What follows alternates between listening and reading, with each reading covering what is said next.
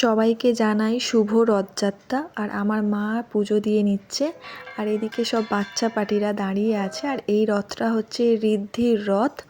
আর পেছনে আসলে রথটা ধরতে হচ্ছে কারণ রাস্তাটা একটু একা বেঁকা আছে, ওই জন্য রথটা ধরতে হচ্ছে পেছন দিকে।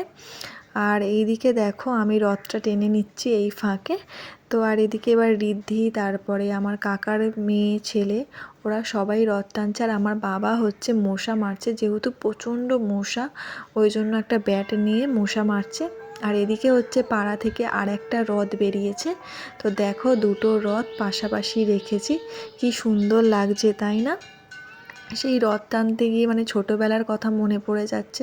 তো ছোটোবেলার রথ টানাগুলো মানে কত মজা করতাম ওই সময়গুলো। তো এখন ঋদ্ধির জন্য তো ছোটোবেলার মজা কিছু কিছু ফিরে পাই। আর এই দেখো ঋদ্ধি। আর চলো এখন রথটা টেনে নিই। আচ্ছা আদিত্য সেটা আছে। আমাদের পাড়াটা খুবই ছোট, সেই জন্য মানে একটুখানি রথ টানা হয়েছে। তো এখান থেকেই রথটা ঘুরিয়ে নিয়ে আমরা আমাদের বাড়িতে রেখে দিচ্ছি রথ। তো আমার রথ টানা হয়ে গেছে, এবার সেজে গুজে একটু মেলায় যাব। তো ভিডিওটা কেমন লাগলো অবশ্যই কমেন্ট করে জানিও। আজকের মতো টাটা।